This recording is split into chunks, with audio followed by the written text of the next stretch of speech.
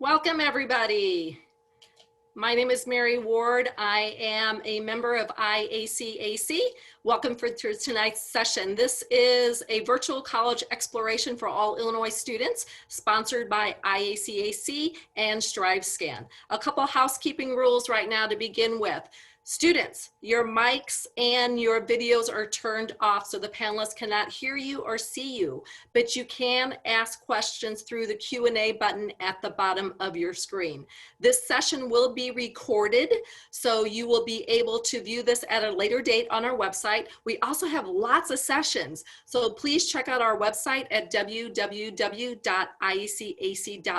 to sign up for more sessions. So at this time, I will turn it over to our panelists.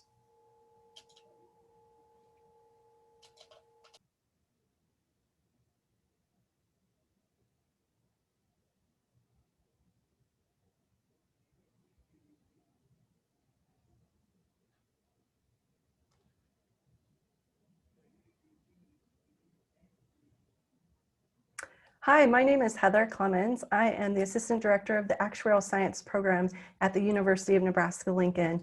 I'm the first of several speakers today, so if you have any questions as we go through, please enter them in the Q&A and we'll get to them at the end of the presentations. Go ahead. What exactly is actuarial science? In simple terms, we can say that actuaries manage risk. Actuaries use their strong analytical skills and broad business knowledge to measure risks and determine how those risks can be managed. They would consider questions such as, what's the probability that an event will occur? And if this event occurs, what's the expected cost?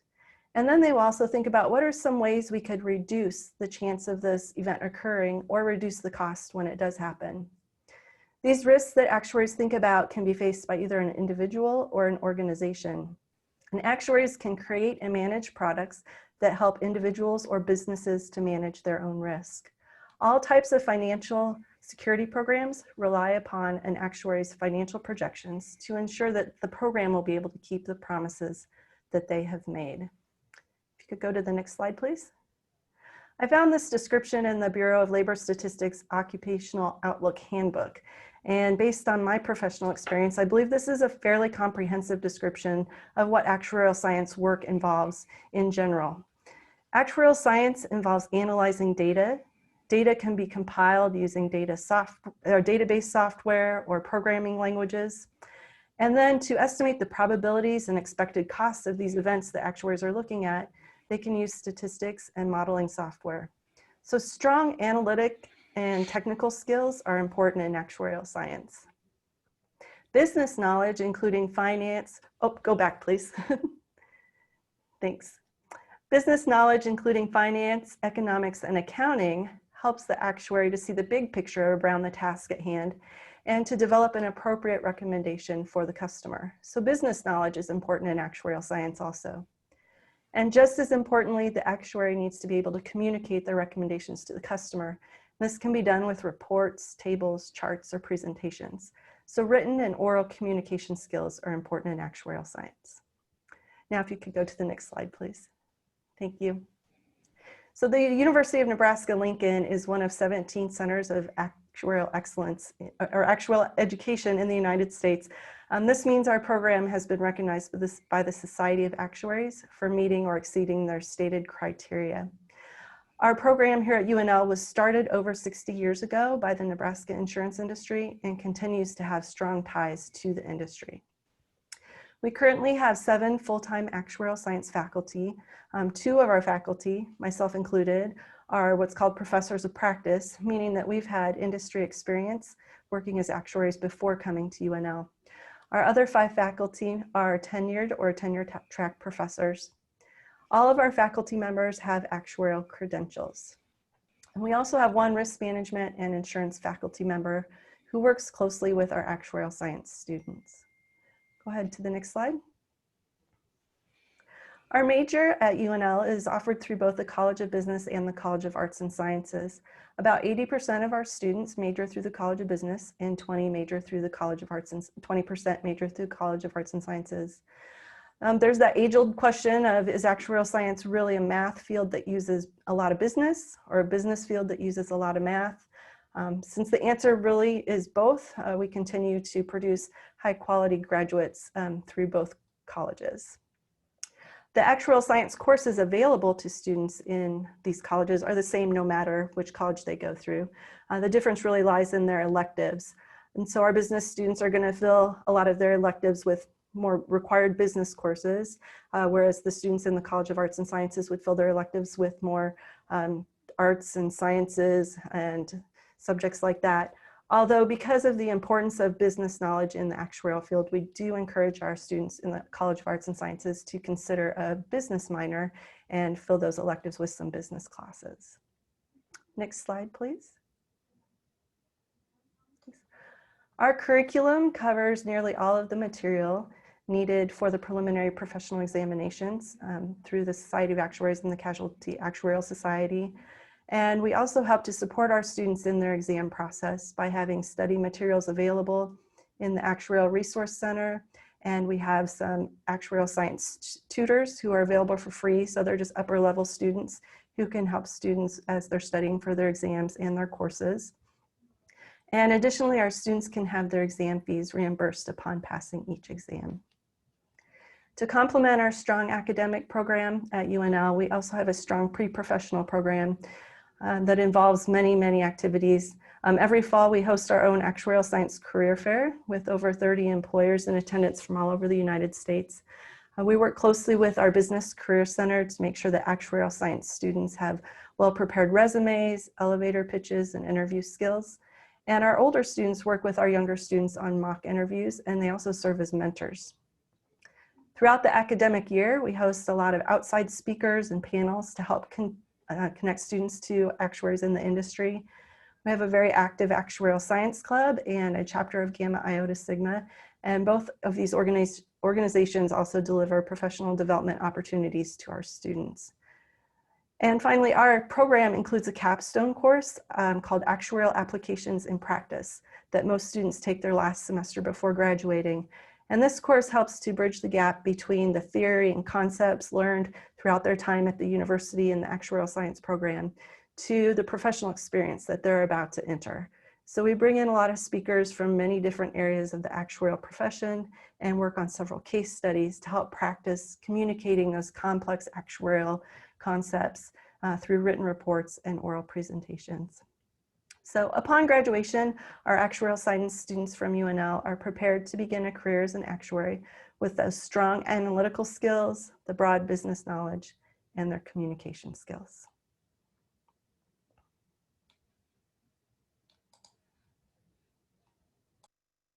Hi everyone, my name is Susan Watson and I teach actuarial science and direct our program at Drake University.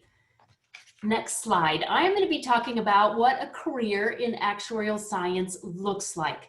There are a variety of places you can work as an actuary. So not unlike other professions. If you're a doctor, you could be a pediatrician or a surgeon, or you might teach at a med school, or if you're an attorney, you could work in different practice areas. Similarly, an actuary has different areas of practice that you might work in, depending on your interests and your skill sets. So I like this chart from the Casualty Actuarial Society because it shows, like in the bottom left, if you're a person who loves to travel or likes variety in your work, you might consider being a consulting actuary. So in consulting, you'll work on projects for other companies. You might be helping them design new products. You might be doing merger and acquisition work. You might be helping them get a feel for the competitive landscape. So lots of interesting engagements you can do as a consulting actuary. In the top left, if you enjoy working with people, you might find a management role very rewarding. There are many actuaries who go on to lead insurance companies, to be the chief executive officers or the chief financial officers. I'm seeing more and more actuaries as chief risk officers at companies. And I think because an actuary understands how an insurance company makes money and understands the risk, they're often very good in a management position. On the top right, you might consider being in an academic environment like we are. Some actuaries go into regulation, so you could work for a state insurance department or you could work at the federal level. On the bottom right, if you love working with data and analyzing things, you might find many opportunities to do that in the insurance industry, in banking, in the investment world. I might even add a category here. If you're entrepreneurial, which many students are, you might get involved in the insurtech space. So you might even start your own company, maybe meet a need that currently exists in the insurance world, or maybe join an innovation department within an insurance company. So there's not just one career path. There's a variety of paths to success, and you might even switch careers. Heather and I both came from industry and now we're teaching. So, you know, there's different things that you could do throughout your career. All right, next slide. Here just shows the places that actuaries work by percentage. So you can see the large blue segment on the right. About half actuaries work in the insurance industry. Another third would work for consulting firms. You can see those actuaries that work for the government. And then that other segment, about 10% maybe work for other companies. And I would say that's a growing segment for actuaries. There's actuaries now at places like Google and Tesla and Uber. So because risk is everywhere, like Heather mentioned, actuaries analyze risk. Because risk is everywhere, actuaries can be too. And in this environment, many actuaries are working remotely right now, and I've seen more employers say to the actuaries and others, if you want to work remotely indefinitely, you can. So there's options for remote work as an actuary as well. Next slide. Okay, on this chart, it just shows that actuarial science is more than just number crunching, which might be the typical stereotype that you think about. This slide just describes different words, different activities that you'll get involved in as an actuary. So it has activities like designing. There's a creative part to what we do. Negotiating, presenting, advising. So we want you to realize that actuarial science, yes, is very quantitative. We do work with data, but we also spend a lot of time working with people. And just as Heather mentioned, a lot of what we do is communicating our technical results, our quantitative results to other people. So communication skills are very important as well to what we do and to our careers. Next slide. I'm going to tell you just a little bit about Drake's program. As the University of Nebraska and Illinois State are, Drake is one of those centers of actuarial excellence. We are also a global center of insurance excellence, and that's a designation that's awarded for programs that have outstanding risk management and insurance programs. Drake is a private college, so many of the CAE schools are large public institutions. Drake is private. We've got small class sizes, one-to-one interaction with faculty. At Drake, our student to faculty ratio is 10-to-1. A very high-touch environment, so students can have an individualized experience. Our students enter directly into the business school and into the School of Actuarial Science and Risk Management. And you can start your actuarial science classes as soon as the first year. Next slide. We offer a comprehensive curriculum as well, preparing students for the first 6 actuarial exams on the Society of Actuaries side and the first 4 on the Casualty Actuarial Society side. We offer all VEE courses, and many of our students choose to double major or pick up another minor. At Drake, we have a very close relationship between actuarial science and data analytics, and right now half my students have a double major in addition to actuarial science with data analytics or a minor in data analytics. Drake is located in Des Moines, Iowa. It is an insurance hub. We've got in Iowa over 195 insurance companies. So many opportunities for internships and engagement with the industry in Des Moines. Des Moines is also a top-ranked city for work and play. U.S. News and World just released their 2020 results, and Des Moines was the #7 city in the U.S. to live. So a great place to be. And student success, our students have on average 2 to 3 internships by the time they graduate. We have very high exam pass rates and support our students in that. And then our post-graduation career success rate, in other words, 6 months after graduation, over 98% of our students have launched their career or gone to grad school. And I think national averages are 88% in that. So we would love to have you consider Drake if you were looking for an actuarial program.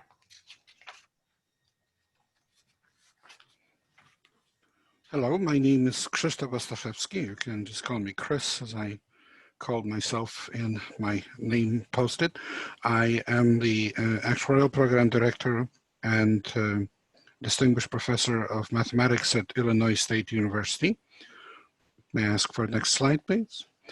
And I would like to talk to you about the future of actuarial science. So people express worries because supposedly there are now data scientists, there are now people who do risk management, there are other people who do things that seem to be something of a threat to the profession. And I would like to ask you to think about the future of actuarial profession in the past. So because of this, I will recall a 1970s TV show, Banachek. I'm originally from Poland. That was the only show ever that where the main hero was Polish. That's why I liked the show, probably. But also he has great Polish proverbs. So that's another thing that is great. But in this show about Banachek, there was a very interesting story because Banachek earned his money by collecting recovery fees from insurance companies. And he had this bad feeling about insurance companies. Of course, he was mistaken in his feeling, but otherwise he was a great guy. But he said in one of the episodes that he didn't like insurance companies because his father worked for an insurance company and was doing calculations and modeling and so on. In other words, his father was most likely an actuary and his job was eliminated by a computer. Well, of course, we know that's not the way things turned out. The actuarial jobs were not eliminated by a computer, they were enhanced by computers. When I worked in the insurance industry, I worked on what is called cash flow testing, which is projecting and modeling mostly of life insurance companies into the future. 10 years worth of the future of the company is modeled.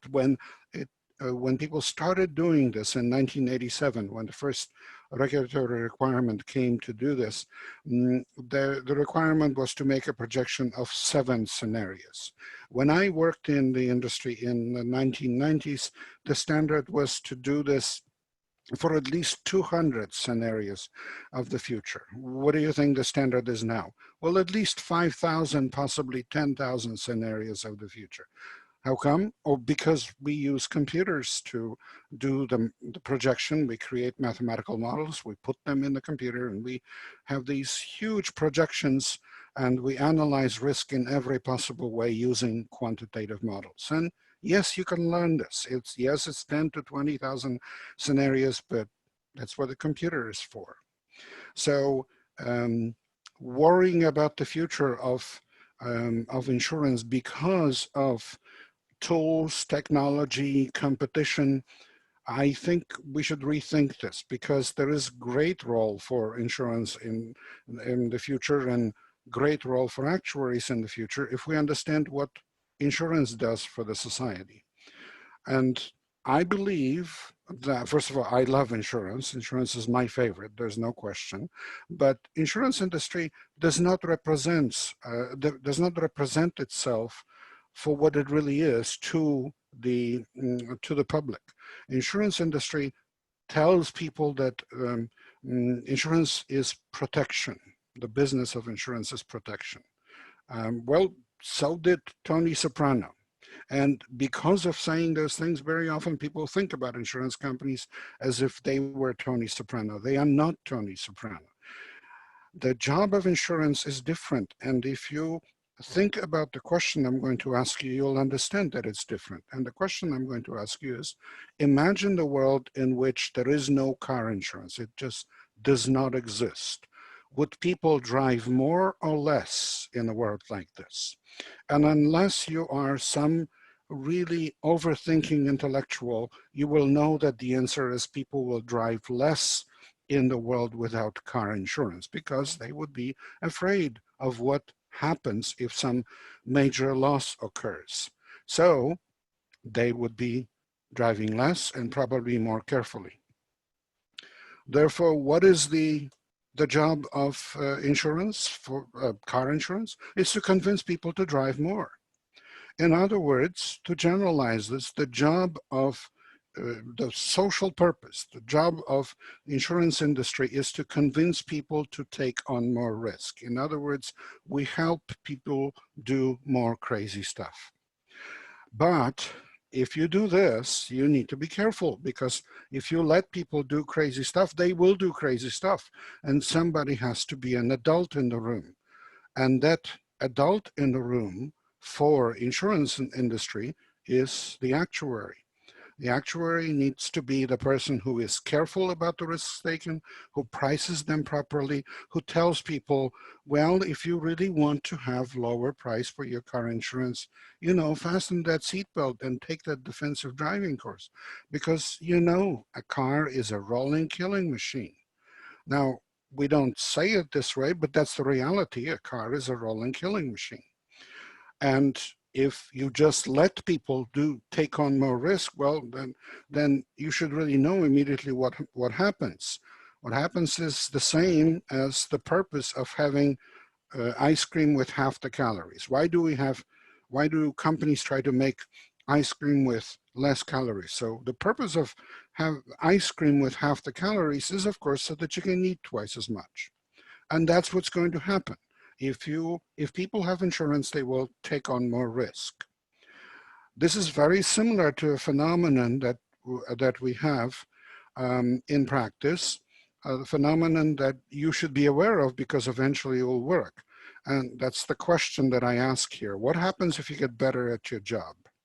And I'm asking, what will happen with certainty if you get better at your job? Not, oh, you may get a raise, you may get a promotion. You may. It's very likely. But the one thing that will happen if you get better at your job is that you'll get more work. It's the same phenomenon. And ice cream with half the calories is, the result is that people eat twice as much. People respond to incentives. But I want to comment on this statement in the context of work of actuaries. Well, what happens if you have additional technology, additional resources, expansion of things that can be done? It's not true that new technology and additional resources and additional challenges will eliminate the job of the actuary, just like the job of the father of Banachek was supposedly eliminated. What will happen is that new technology will result in you doing more. You'll have to learn more, you'll have to understand the business more, and you'll have to be engaged in the business more. Next slide, please. So I want to tell you first that the future of insurance is strongly tied to the future of the national economy. I grew up in Poland when it was communist. There were no actuaries in Poland at that time. Of course, there are actuaries in Poland now, and there were actuaries in Poland before Poland was taken over by the Soviet Union. There are no actuaries in North Korea. There is no need for actuaries in a command economy. But if you have a market economy, you will have insurance, and in insurance, there will be tremendous need for actuaries. And let me tell you one more important thing, is insurance is what economists would call a superior good.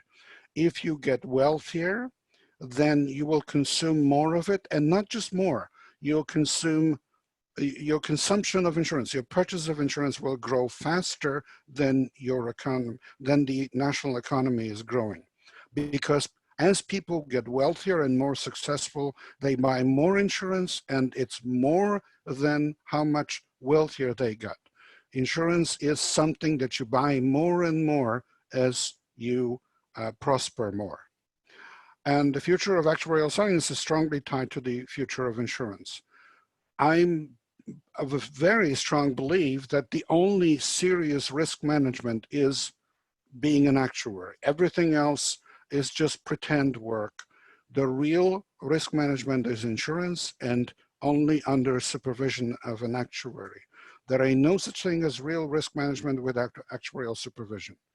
And one quick way to explain this is, what's a mark of a true investment banker? Well, often wrong, seldom in doubt. What's the mark of a true actuary? Well, the true actuary is exactly the opposite.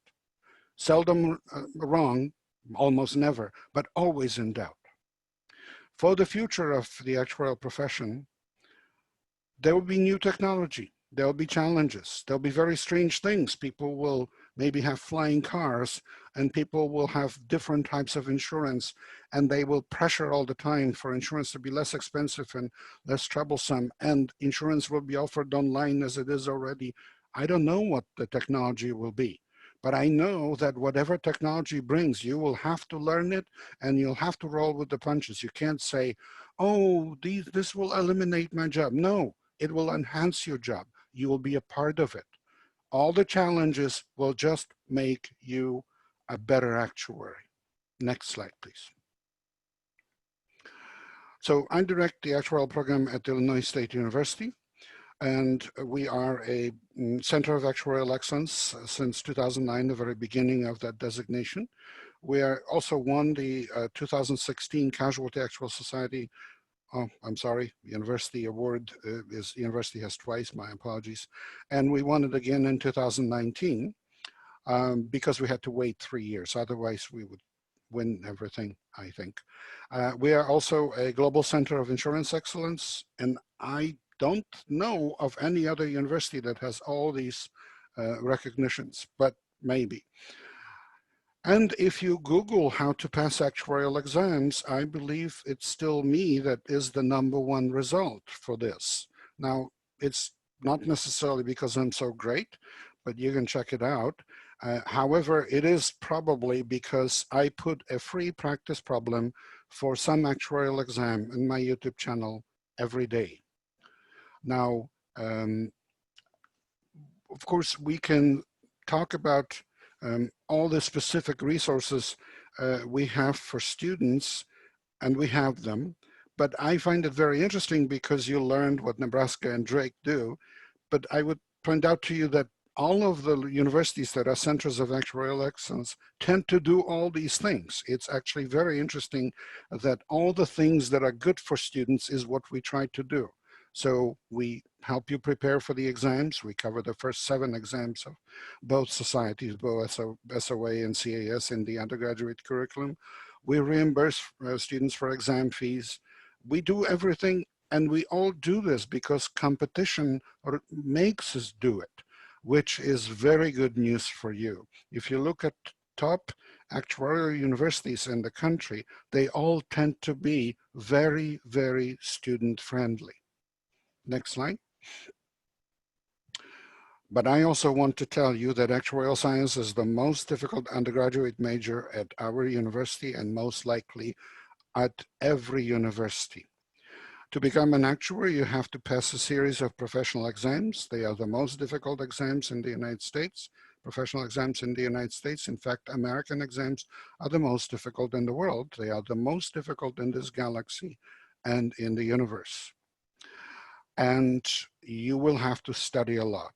And for that, our location is really perfect, although I think being located in Nebraska and Iowa is also very good, because in winter it's really very cold and extremely windy, and there's nothing to do.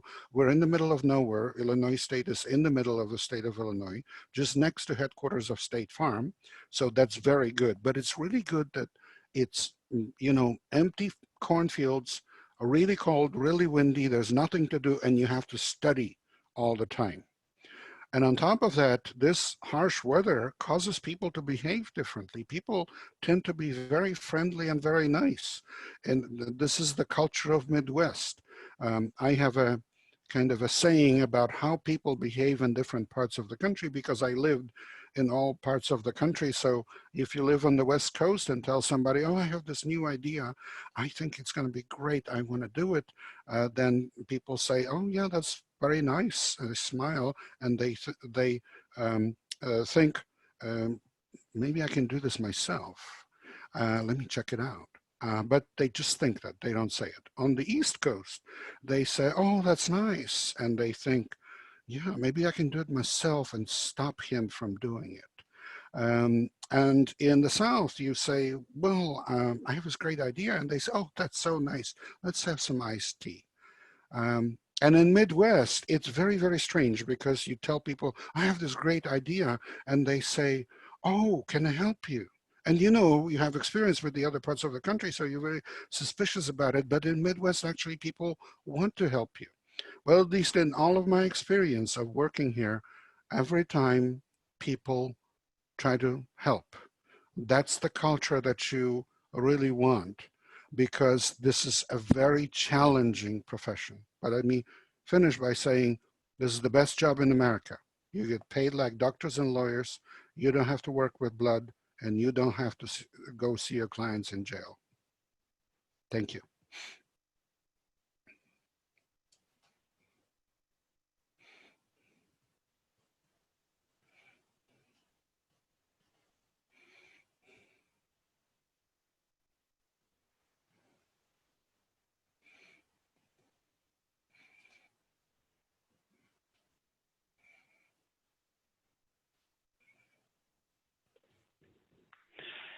And if there were no questions as of right now, I was just going to introduce myself real quick. My name is Matt Ringler. I am a student at the University of Nebraska, but I'm here to give you all a student perspective on the field of actuarial science. Not specific to Nebraska, but specific to the Midwestern experience, as Chris highlighted here before. So a little bit about actuarial science in general. So there, like all of our wonderful professors said here before, there is a lot of experience that you will find within the insurance field. But that is not specific. The actuarial field is not specific just to insurance. I've seen many students and many of my peers actually go into many other different fields, like the consulting field. There's also been some individuals that have had the opportunity to go into the finance and banking industry as well. So actuarial science is one of the most versatile majors that you will see within the College of Business or within college in general. So it's a great opportunity for you to get started within the world of professional exposure. And then also, so one of the pieces of advice that I wanted to highlight kind of as a student for you to really make sure you're picking the right place for you, make sure you reach out to the director or a few professors within that program and ask them questions about the program. Because you as a student, I'm sure if you're here within the actual meeting itself, you know you want to be an actuary, you know you want to pursue actuarial science. With that, you probably have goals and aspirations. Ask how many exams that program will help prepare you for. As all these professors said here today, almost all the schools within the CAE that has a CAE designation will help prepare you for all the associateship level exams. Also, aside from the exams, one of the big things that you probably want to look into is what opportunities exist outside the classroom. This kind of helps with the professional side of things and also getting and securing a job. So maybe it would be a very good idea to ask what type of companies recruit there. You may have a location preference of where you want to live whenever you're done with school. Find some companies that are in that location that you want to really work in and see what companies come and recruit at those specific schools in order to give yourself the best chance to live wherever you want to go. Also, as a few of the professors mentioned as well, there are a lot of opportunities and clubs on campus that you should definitely look into joining. If you do end up pursuing actuarial science, I highly suggest joining the Actuarial Science Club that each school has on campus, because I've heard of almost every single school having at least an Actuarial Science Club that has a major of actuarial science. And also look into joining Gamma Iota Sigma. Those clubs offer so many opportunities for professional exposure within people that are practicing within the industry, or those that are actually looking to interview you for jobs in the industry. So definitely look into that. And I've had an opportunity as an actuarial science student to really shadow numerous types of companies, whether it's in life insurance, health insurance, and I've also had the opportunity to have that internship that turned into a full-time job. So make sure you're putting yourself out there and really trying to build your network throughout this whole time, because college goes by so fast. I'm a senior now, and it feels like yesterday I started as a freshman, so it's crazy how fast college goes by. Make sure you're doing those things outside of the classroom that will help you after you're done with college as well. And there's so many different things you can do outside of the clubs and also the internships as well. You can participate in case competitions. Many companies actually go out and do case competitions for students to participate in. And you can also get paid within those paid case competitions, which is super cool as well. And last but not least, so my last piece of advice for each and every one of you is make sure you really do evaluate what you want in a school, because the majority of programs offer the classes, the exam support and all that stuff like that. But you need to make sure that you're evaluating what is best for you. For me, I evaluated that I wanted a big school. I wanted some D1 sports such as football, volleyball, basketball, baseball, you name it, all that fun stuff. And I also knew that I wanted to major through the College of Business. I evaluated all my options that had those available to me, and then I looked also at the scholarship component. So make sure you actually go in, highlight the most important things to you, and see if you can align those specific aspirations and goals that you have for yourself to a university. Because the sooner you can do that, the sooner you will be able to succeed within this field. So thank you all, and if you have any questions, please direct them to the Q&A. Thank you so much, Matt. We did have a question from Marlise, and Professor Watson and Professor Clemens. I know Dr. Chris was on the Q&A and answered, but also the question is, thank you for the information, says Marlise. What is the average number of exams passed before the student graduates at each of your schools? So if you could take turns answering that, please.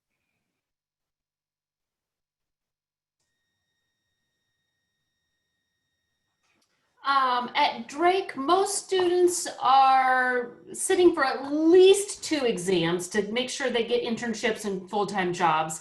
The vast majority have 2 to 3 exams passed, some more. But as Chris said, we're preparing students to take more than that. So it makes it a little easier when you get out into the work world that you already have the background material for those exams, and you can more quickly get through some of the exams, even if you choose not to sit for them while you're at college. Yeah, and at the University of Nebraska, it's a similar story. We strongly encourage students to have at least 2 before they start their full-time job search. So most students are graduating with 2 exams, but we have seen students that pass more. It just depends on when you can fit in your classes and schedule the exams in the right time frame. But definitely, even if you don't pass them during college, you have that background knowledge already that's going to make it so much easier to pass while you're working. So if I may comment, I answered in writing, but I'll comment that I keep all statistics of everything. You know, I'm an actuary. So I know that at this point it's 4, and our average has been going up over time. But it's not necessary to have 4 exams to get a job.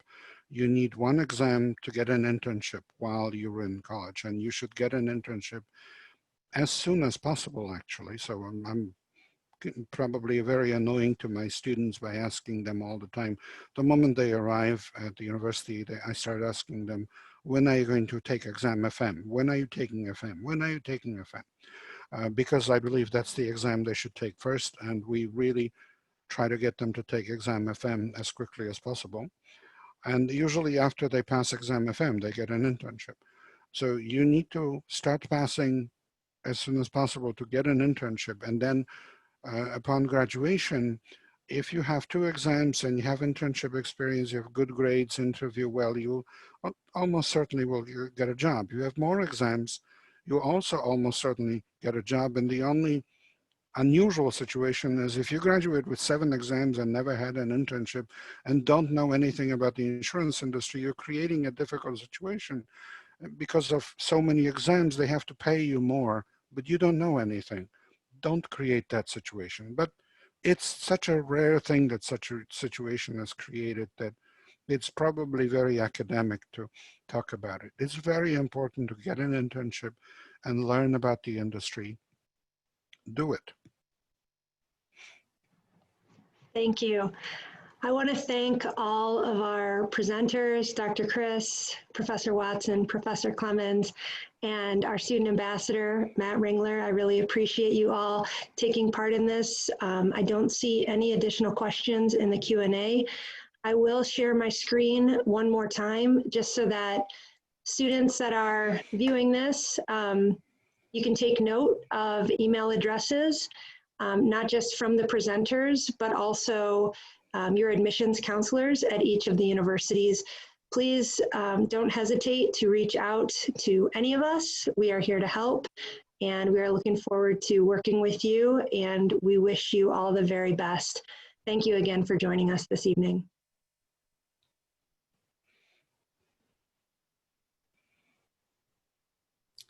Thank you so much, guys. That was a wonderful presentation by all the faculty and the student wealth of information. So this is being recorded. So for students, you can see it on our website in about a week, www.iacac.org. We also, as I mentioned, have a lot of other sessions. So please check out our website, sign up for more sessions.